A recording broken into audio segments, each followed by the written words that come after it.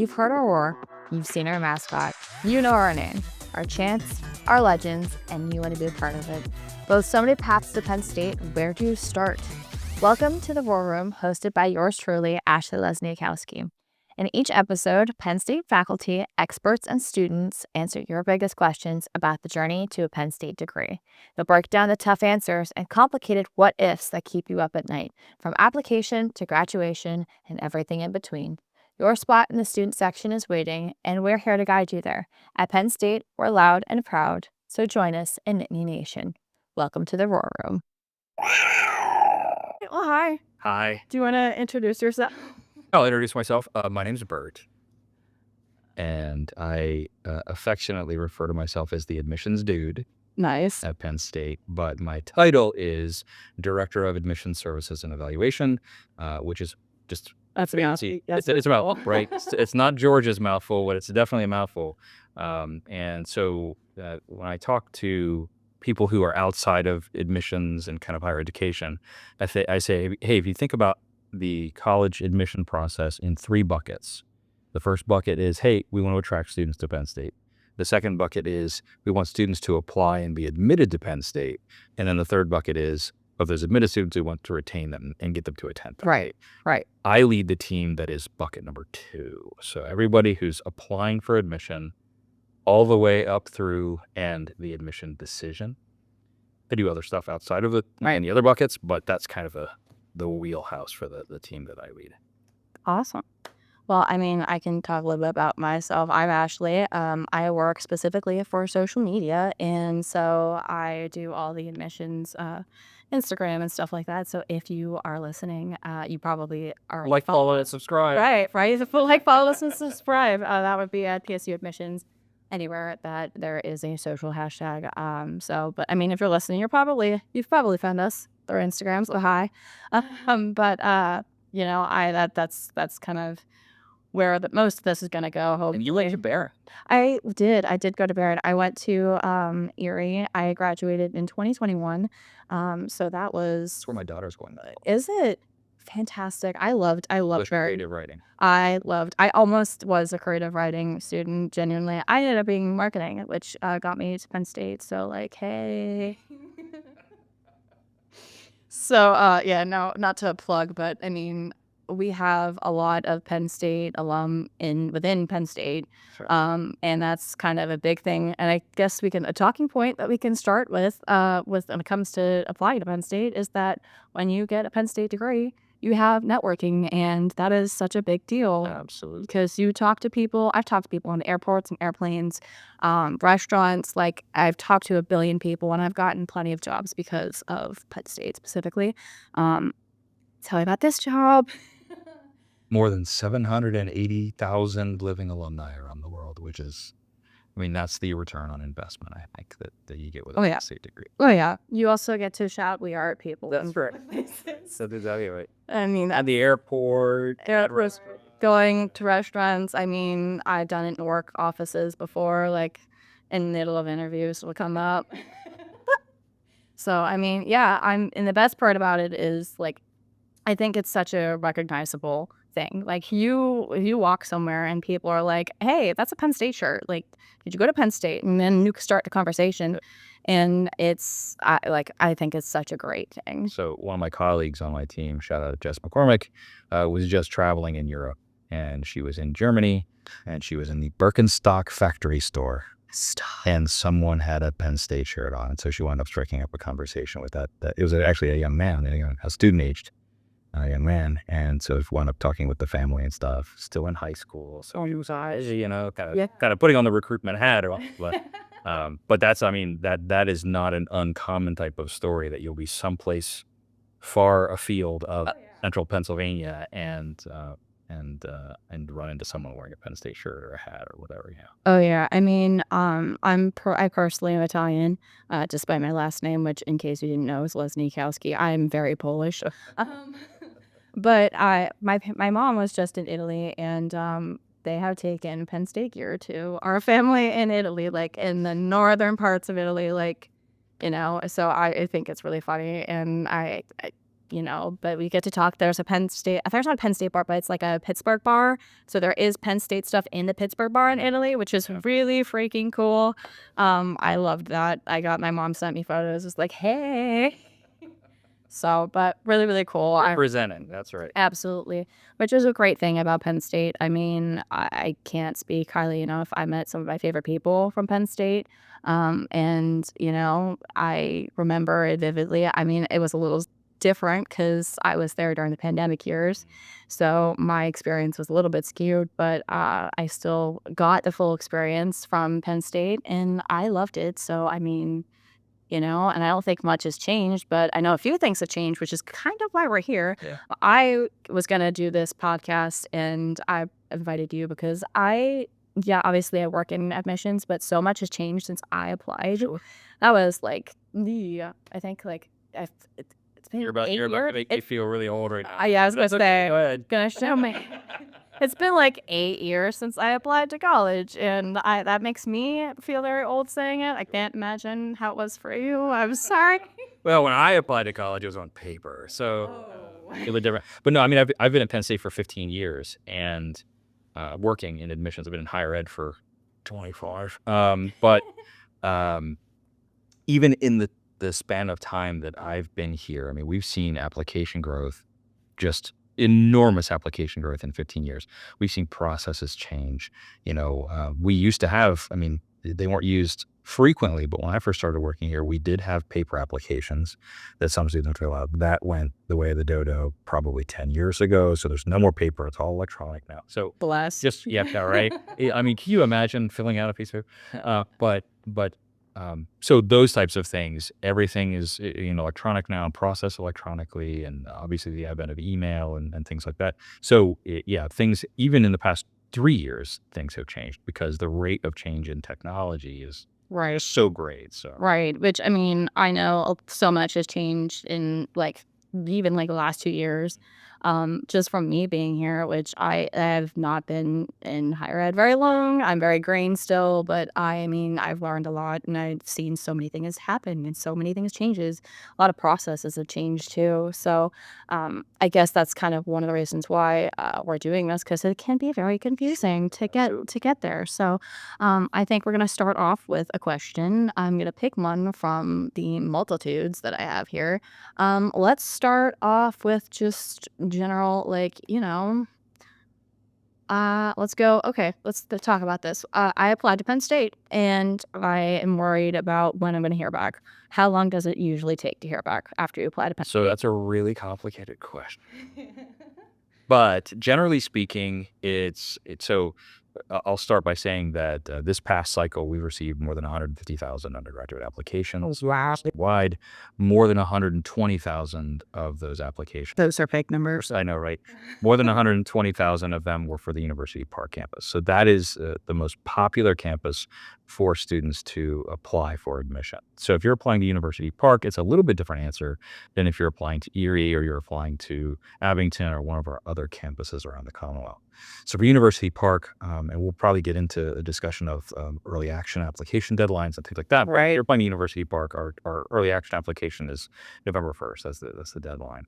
If you apply by November 1st, you'll hear back no later than December 24th of your senior year. Nice. And again, of course, this is assuming you're a high school student. Right. If you're a transfer student, different conversations. You're an international applicant, there are different answers too. And I'm sure we'll get... And we can get into all that. But generally speaking, if you're applying to University Park and you apply early action, you'll hear by December of your senior year. If you're applying to one of our Commonwealth campuses, however, so say, hey, I'm applying to the Altoona campus. Right. I apply on October 1st. You'll probably have an answer back within 2 weeks. So because there's much smaller application volume, we can turn around the decision much faster. For University Park, because of that large application volume, we review applicants in groups or application pools, and the early action group or early action pool of applicants is the first one that we look at, and that happens in late November, early December, and then we're staging out thousands of decisions. In the early action group, this past cycle, so again, of that 120,000, about 68,000 of them were in that early action group. Okay. So more than half are in that first group. It's a big lift. It is a big lift, which kind of is I mean, there's the opportunity to say, like, if you're applying to Penn State, there's probably a benefit Yes. to Oh, applying early. yeah. So the old adage, early bird gets the worm, right? Mm. The reason that we encourage students to apply in the early action process is, number one, you get a decision back sooner. Right. If you apply in November, you won't hear until January. If you apply in December, you probably won't hear until February, March timeframe. So you get a decision back sooner. But the big carrot for students who apply in the early action group is that's when criteria is going to be at its least competitive. So 120,000 applications, right? Depending upon the college that you're applying to, College of Nursing versus College of Business versus College of Communications, et cetera. Different academic colleges have different competitive points, right? So in the College of Nursing, last year we had over 6,000 applications for 100. My gosh. Right. So that's super Right. right. So depending upon the academic college you're looking at, it can be quite competitive. And so the earlier you apply, the less competitive it is. Even if it's still competitive, it's not as, come February, come March, if you're applying then, there are going to be some colleges that, hey, we can't admit any more students because we're full. Yeah, that happened with the architectural program last year. Yeah. Yeah. So, I mean, it really depends on your major, which I guess segues into the next question of depending on, like, does my major, like, affect if I get into Penn State? So, again, for the University Park campus, absolutely. And it's not as much about getting into Penn State as it is getting what your first choice is, right? So if you're applying to University Park in the Smeo College of Business, which is very, very popular, Smeo College of Business has about a 20% admit rate at University Park. So that means that 1 in 5 applicants is going to be admitted to University Park in the College of Business. And then the other 4 applicants are going to be referred to their alternate choice campus, which in the application, a student has the opportunity to indicate what their first choice campus is and an alternate choice campus that basically says, hey, if you can't admit me to my first choice, here's another campus that I would. I remember this. Right? Making that hasn't changed. Right? Yeah. So, and so Penn State has a lot of different campuses and a lot of different opportunities for students to be a Penn Stater.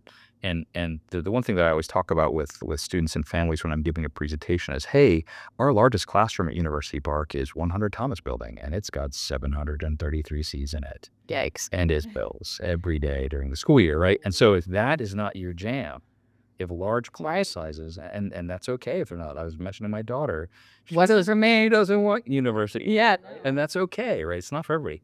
So so you have all of these other campus options that range from 600 students to 5,000 students. So you can still get a small to medium-sized campus experience, not at University Park. So not that I'm trying to discourage anyone from applying to University Park, but it's more competitive. So yes, back to your original question.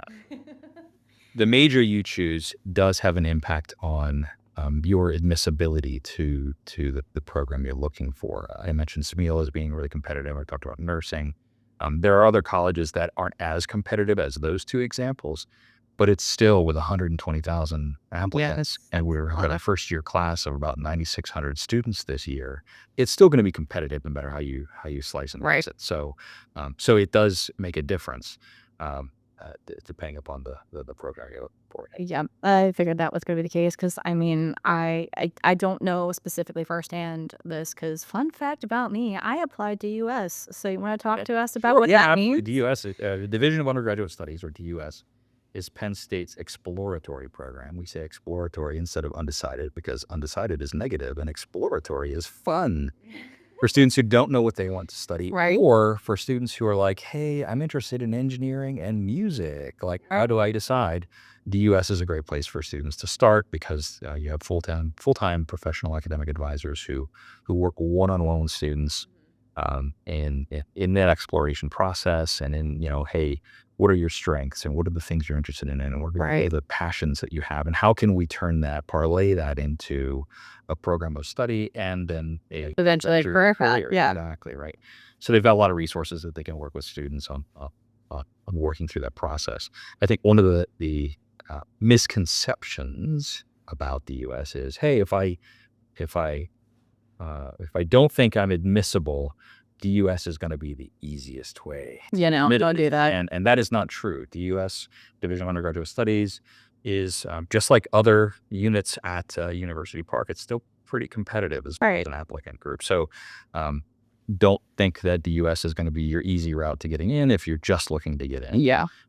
It's actually for students who are exploring, students who aren't. Don't take that away from somebody else. Like, I mean, Exactly right. if you know what you're trying to do, don't take the easy route and be like, oh, I can do this. Like, I'm just gonna like sneak my way in here. That's right. No, like play the fair game. Like that's that's just the honest thing to do, which is, you know, a part of Penn State values. So And I should also mention too, you're absolutely right, Ashley, but I should also mention that the U.S. is not just at University Park. It's also at our Commonwealth campuses. And that means that a student anywhere in the university, regardless of the physical geographic location, has the opportunity and the resources to explore, kind of figure out what it is that they want to do. this is all ringing such a hard bell because like I said, I did this 8 years ago, which is honestly not that long ago, but still long enough. But it's not, yeah. It's really not. So like I feel like every day I come into the office and I'm like, I look like a student still. But I know But hold on to that feeling while you can, because it disappears quickly. oh, I'm sure of it. I'm sure of it. But no, I know that the US was such a great opportunity for me because I had no idea what I wanted to do. And I was between a million different things. And I ended up going to Erie because I did not get into UP first off, but I was offered summer session and I did not take it and I regret it. But that being said, summer session, I think we can just talk about that really quick, is a really good option and a really good opportunity. And I feel like a lot of people don't like know the difference between it and normal fall session and what the benefits are.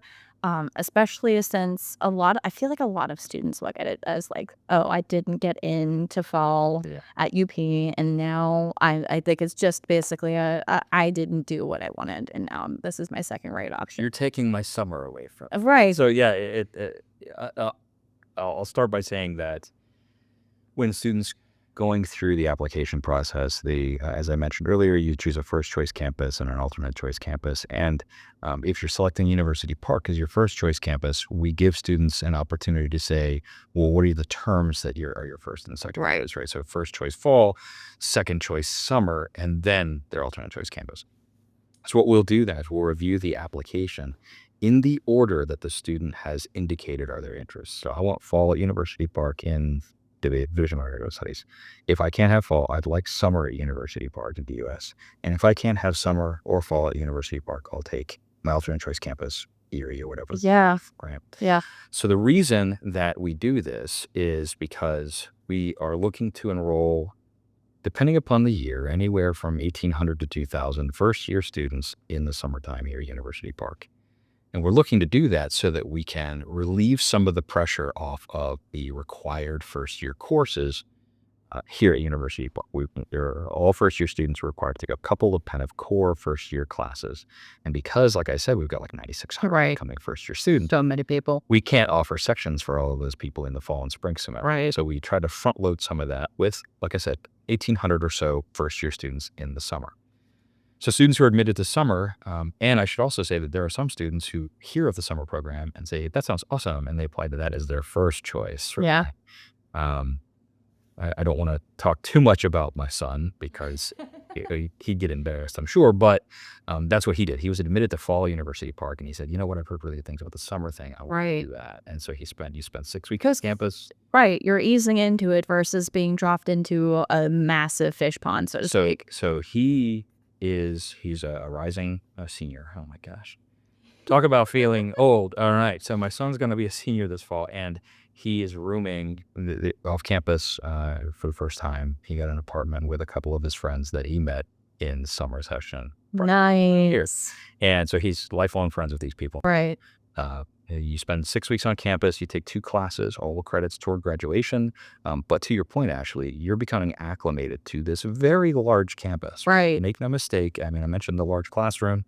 There's about 43,000 undergraduate students here in change in the fall and spring semesters. So it can be overwhelming, particularly if you come from a smaller high school, right, with a smaller community. Which a lot of our students do. And so it's rural Pennsylvania. That's right, exactly, right? So So you get an opportunity to acclimate yourself to this large campus. You understand the dining halls and how to do laundry and the libraries. There's also no pressure for other people to witness that you're trying to do this, and then Exactly, you're right. you're all you're other a pro by the time everybody else comes in. So, but exactly, when you come back in the fall, as you with the rest of the first year cohort coming in, you feel like an upper class student because you've been doing this now all summer long, and in theory, had some great experiences, met some great people, had a couple. I mean, you got 6 or 7 college credits under your belt at that point, which is a great way to kind of boost your GPA because Right, and it's just the 2 classes. well. You're not balancing as many. Yeah, so it is. I think it's a great opportunity. I'm really happy that my son did that because he came from a very small high school. I think he graduated with like 125 students. Oh gosh, You're talking about a small graduating class, and then coming into again this large. He wanted a large school in a large city, so I think that was part of his bag. But I wouldn't call State College exactly. well, so see, I will tell you that I come from Pittsburgh. That's my frame of reference. Yeah. But no, I like I said, I fully wish I would have gone and done summer session, but I didn't. So I'm gonna tell all of you to do it.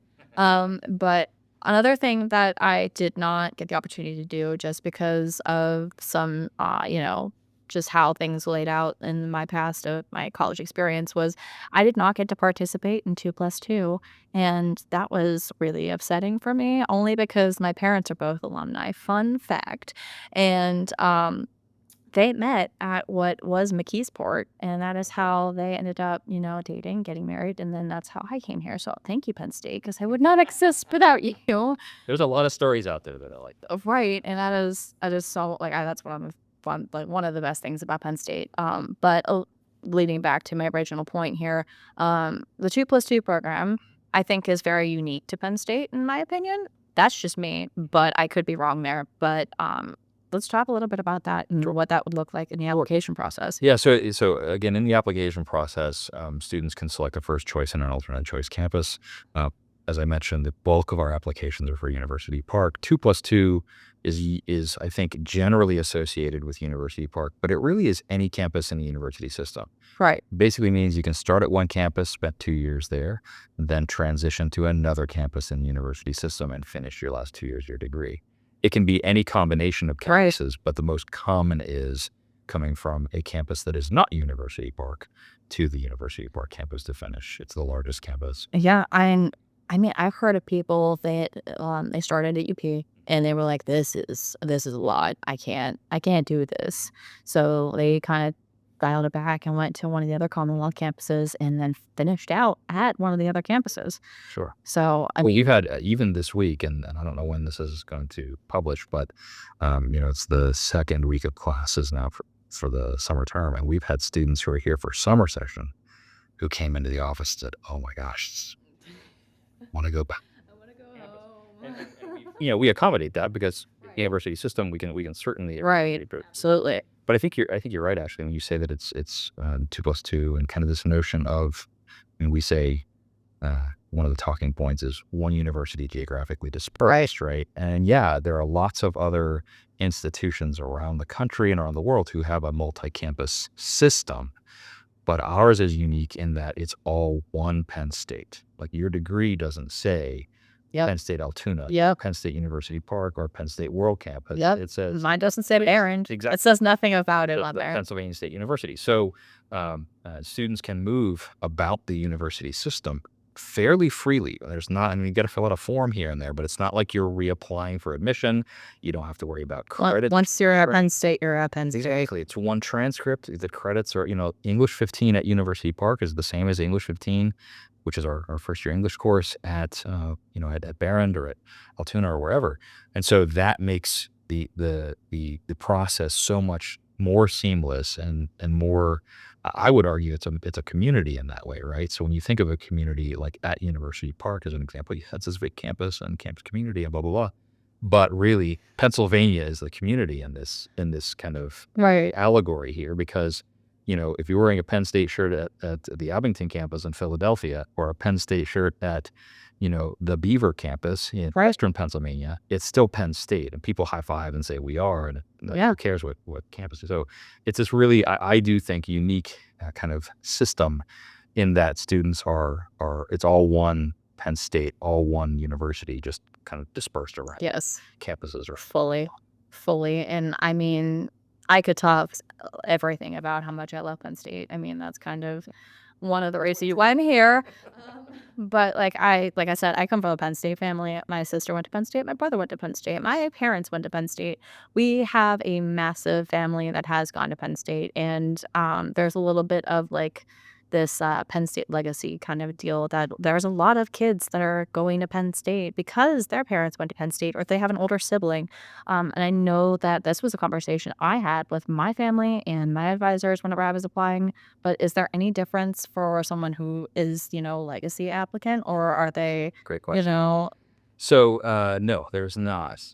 So we do ask the question on the application. We want to know, hey, do your parents or your grandparents or your sibling, anybody in your immediate and closely extended family are Penn State alumni? Just because we want to collect that data and we want to know, hey, right? how many applicants do we have this year, or how many admitted students do we have this year that have a Penn State connection? But it has no bearing on the admission decision. Good. At the end of the day, Good. well, What's you're not special? an applicant right now, though. Actually, I think I there's a lot know. of people who are like, oh man, I really wish, my mom, my dad, my grandparents, my aunt, my uncle, and my 2 older brothers are all Penn Staters. That doesn't benefit me. And it's like, no, sorry, Dola. I mean, in my opinion, I think that's a pretty decent thing, though, because it means that everybody's on the same plane. That's exactly right. That's exactly right. So I don't know if you want to transition into how we make admission Yes, decisions. please. But I mean, I think that's a good segue. So when we're looking at a student's application and evaluating their application for admission, at the end of the day, it's really an academic decision. Now, there are some exceptions to that. If you're a musical theaters applicant or you're a graphic design applicant, there are going to be, talent-based reviews and things like that. But for the most part, the vast majority of our applicants, it's your high school record, what classes did you take, what level classes did you take. We're looking at honors, we're looking at AP, things like that. How well you performed, and then test scores if you're providing them. So What is this if? yeah, if I know, test optional. It's been a thing for a few years now, and continues to be for us at Penn State. And in fact, one of the questions I get most often is, hey, I don't want to submit my SAT scores. I don't feel like I did a great job. Will that somehow disadvantage me? And the answer is no. Actually, in the past 3 years, data shows us in our applicant pool that about 65% of our applicants are applying and are applying to the university without test scores. Wow. So the vast majority of Yeah. our applicants are saying, no, thanks. I just want you to look at my high school record. Right. So are you at a disadvantage? Absolutely not. Because if you were, then our enrollments would tumble off a cliff because Right. nobody's, the market has spoken and nobody's, very few students are actually, submitting test scores now. So Gosh, I wish that would have been a thing whenever. So we're looking. I know, right? I don't test well.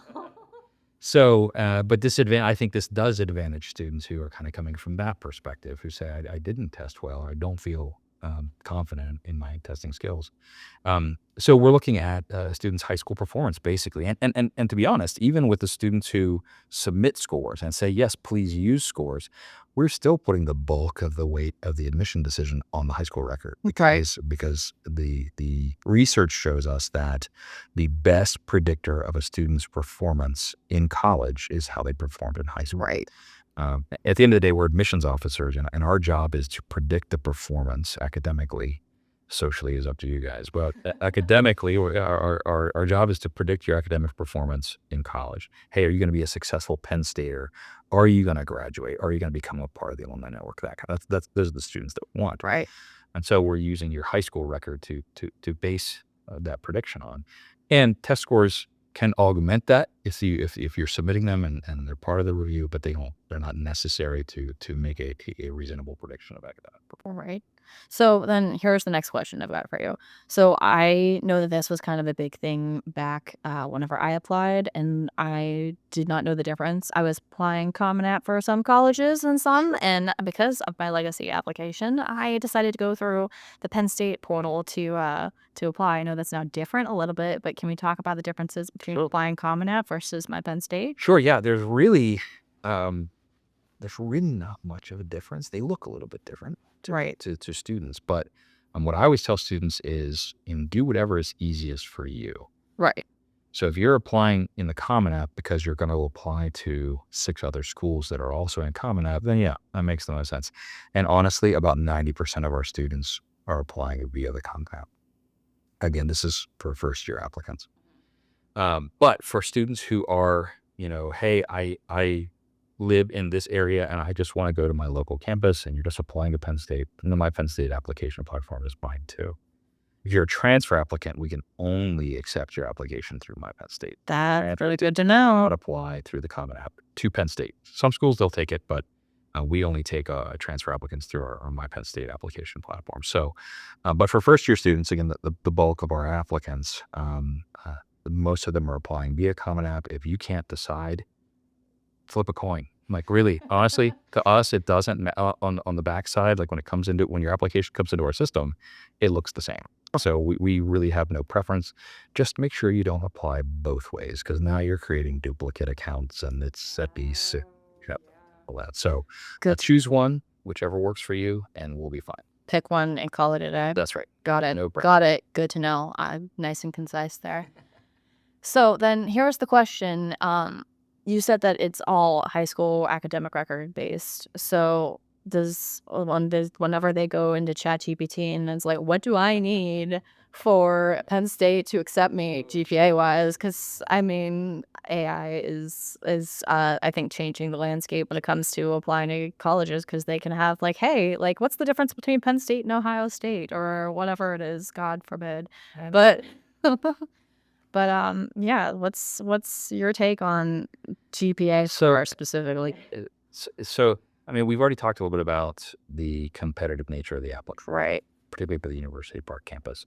And I don't think that there's a one size fits all. I know that on our public website, there are statistics about average GPA, or I think mid 50% GPA, mid 50% for SAT and ACT scores and things like that for those students who are submitting. Those are just guidelines. Honestly, each year it varies depending upon how many students apply versus how many spaces we have. And so we kind of work through that throughout the admission cycle as we're crafting our first year class. So what I would say is, particularly for students who are, if you're listening to this right now and you're like in 9th grade, this is a great time for you to be hearing this. If you're listening to this right now and you're in 12th grade, sorry, like you kind of, or basically, really, it's all about doing as well as you can in your high school years. Again, for first-year applicants, transfer students, we're looking at on your. You will have your own moment, transfer student. That's right. I promise. That's exactly. So when you enter into ChatGPT, what do I need to get into Penn State? That is, you do not call us to say, well, ChatGPT said, because we're going to say, well, sorry, you shouldn't have looked at ChatGPT, which is a fine product, whatever, but. It's going to vary year to year, and the numbers that you're seeing are like, hey, it's not a minimum or required kind of number. It's just a guideline to give you an idea of what you're working towards, so to speak. Yeah, absolutely. Because I mean, I know that it looks a lot different whenever it comes to applying to colleges now, because I didn't look at applying until like 11th grade. And I know now it's a lot different, especially with social media, because, Sure. I know that that's a big part. And I know that there's a lot of students out there that are like, here's my experience at Penn State and what you could be doing. And I'm doing my best to qualm that. So, like, if you're listening to this right now and you're like, I want the Penn State experience, come to me. Just gonna plug the Instagram again. We're talking about it everywhere and trying to get you the most authentic and the most accurate answers about Penn State.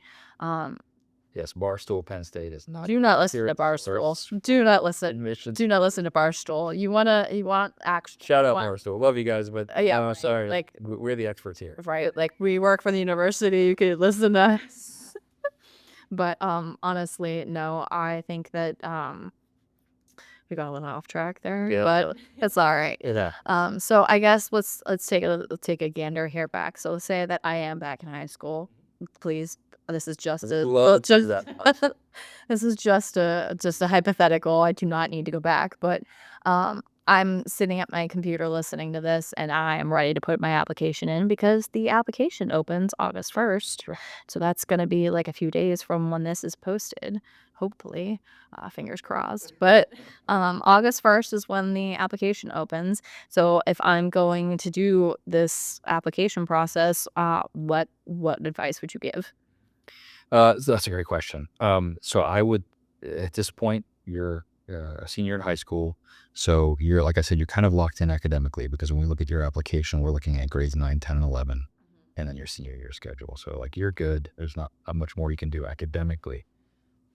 For the application itself, I always tell students apply early. You don't have to apply on August 1st to like right out of the gate, but sometime in the month of August, Right. your application at, and not just at Penn State, at all the other Everywhere schools else. you're looking at, and make sure you're checking deadlines for other institutions as well, and thinking about what all they need. Some schools are going to require recommendations, and What is the case for Penn State may not be the case for other schools. So go out, yeah, research. they see my previous numbers about applications.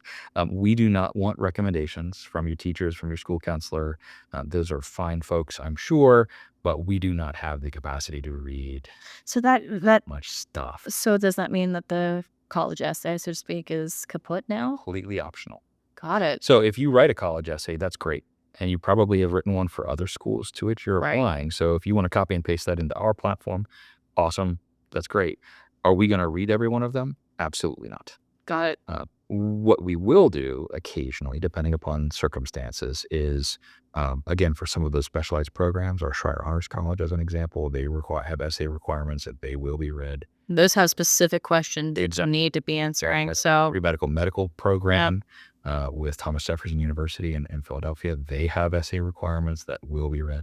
But for students who are just kind of applying for general admission to other majors and not these kind of direct admission programs, you can put a personal statement or an essay into your application, and it probably won't be read unless there's some type of extenuating circumstance. And the one example I always use is for students who are appealing an admission decision, and they're saying, hey, I was denied admission to this program at this campus.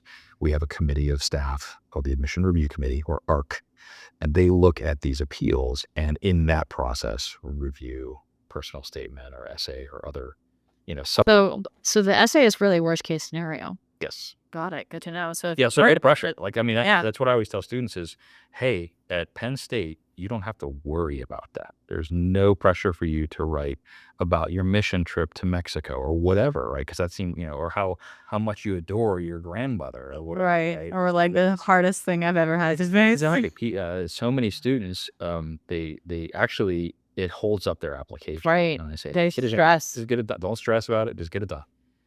But again, to our point earlier, Penn State is this way, but not every school. Right. Is. There are some schools that, yes, We are speaking on behalf of the university. Never. We speak for the brand. that's right. We speak for Penn State, but not other schools. So make sure you have these conversations with other, or listen to other schools' podcasts. If they have one.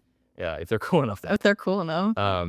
So all of that being said, if you are going to write a college essay, I'll just put a plug in for this because I've worked at other institutions too.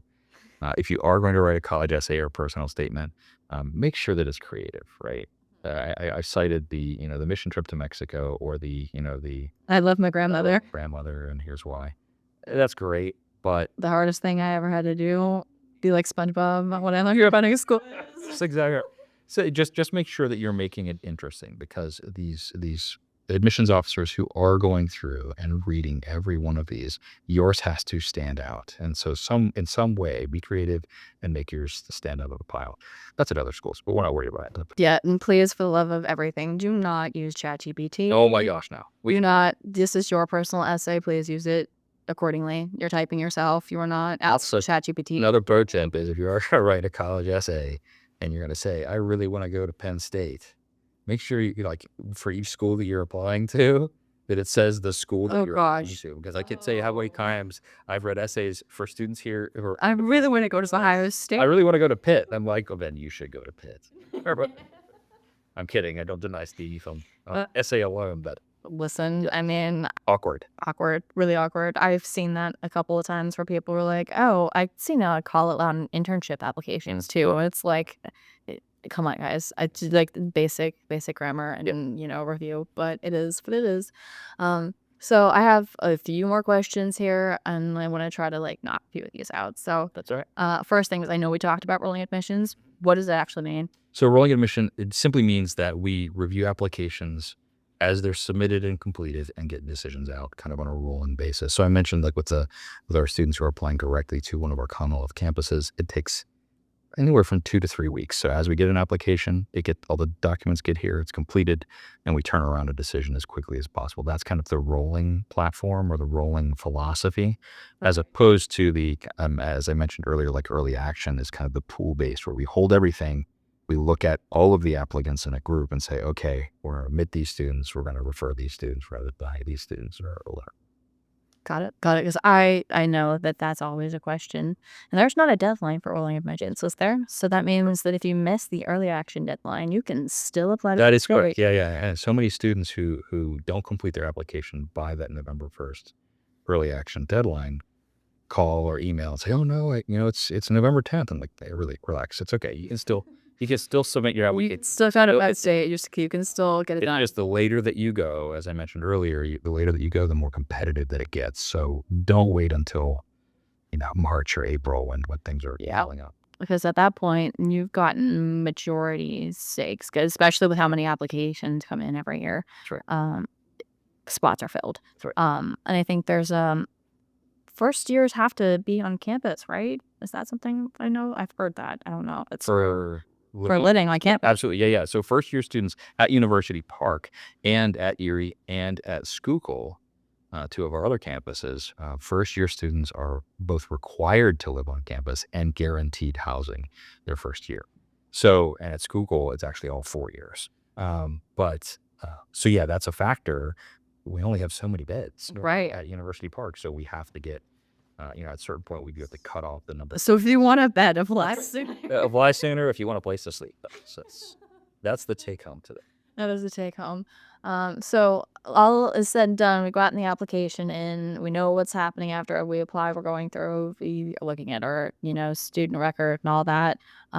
So what happens if a student gets their application back and it is not to where they want it to be? What is the course of action there? If they hit the what is that button that we just put in called? The reconsideration button. The reconsideration.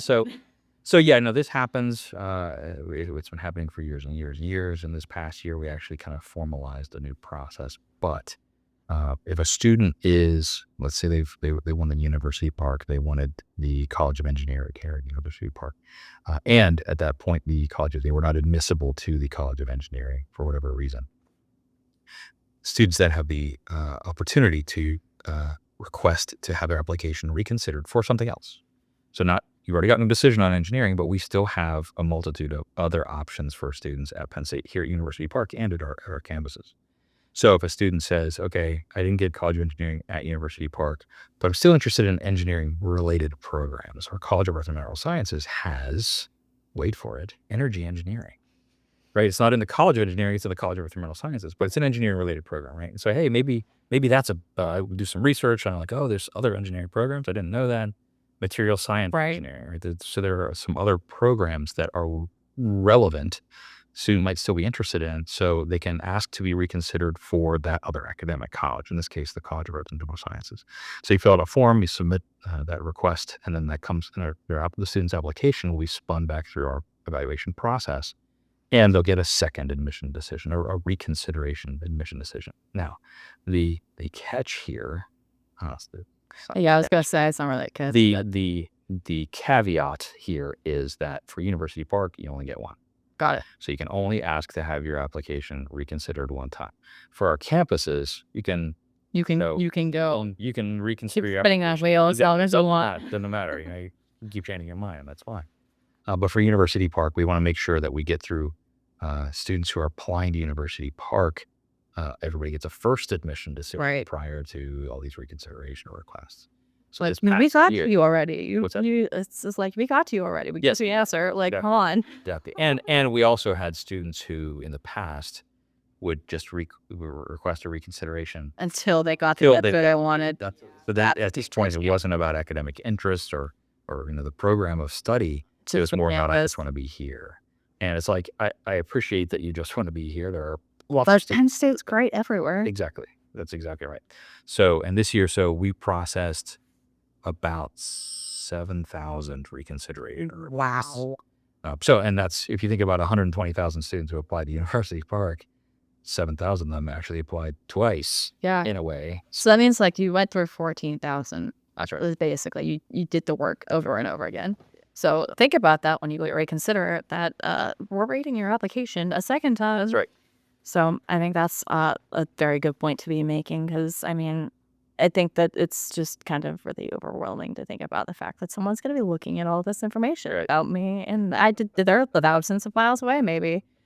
Because I don't know. I mean, there's a lot of anxiety around it. Sure. And I'm sure that that's something that you're listening to this. Obviously, I could speak on that of like, you're going to be fine. Yes. No matter where you end up or what happens. You are 100% correct, Ashley. One of the things that I try to, particularly when talking with students, when parents, sometimes parents complicate the process for their students because they set expectations on their students. So, parents are in where you are.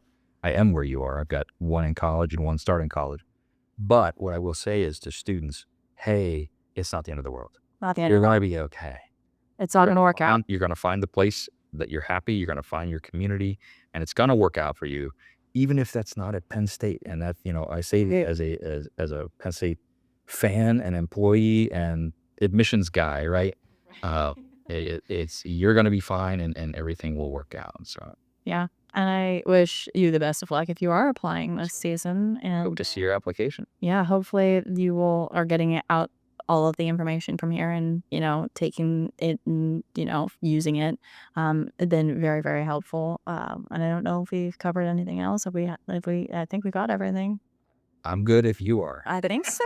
I'm not sure. I feel like, I don't know. I'm like, I don't know. I mean, there's a lot, right? There's so much. And that speaks to some of that anxiety you were talking about. I think, Ashley, I think a lot of students, again, setting high expectations for themselves or having expectations set on them by parents or school counselors or teachers. Or friends. Friends is a huge one. Social media? Yeah, social media. I mean, it's all around us now. So we acknowledge that it can be an anxiety-prone process, and that's why we're here, right? Right. We do things like this or the social media channels. We have, students can call and talk to an admissions counselor. Yes. Any day of the week. So we try to put as much information out there as possible and make the process less complicated or exactly less overwhelming as possible. So yeah. Yeah. So, I mean, application season is almost upon us. So I just wanted to. So exciting. So very busy, but also don't stress yourself out too bad. Let yourself enjoy your last year of high school because you're not going to go back, even though, listen, I didn't have a great high school experience, so I can't really speak on that too well. But I mean, everyone online seems to be having a good time. So. But don't let college admissions completely throw your entire vibe around. Don't kill the vibe. But with that being said, thank you, Bert, for being here. Happy to be here. And if you have questions that you need answered because we didn't answer them in the last 50 minutes, you can always message us at the Instagram account and email and everything. All the things you can find them online. You can find me specifically behind the Instagram page at PSU Admissions. And I believe, what's the email? Do you know? Admissions@psu.edu. Yes, I always am sending people there because I don't personally know the answer. I'm just the social media manager. Admissions@psu.edu is the email, and psu.edu/admission would be the website where all the stuff that we talked about is there somewhere. So if you don't want to hear me or Bert's voice again, you can go there and find the information there. Get to the end and go to the right. Then we get. So, all right. Well, thanks for listening, and hopefully we will be back again soon. And good luck with missions, and not with everything, because it's gonna be a rough. It's gonna be great. Well, listener, if you are still around, thank you for listening, and good luck with your college application because clearly you've got a lot on your plate.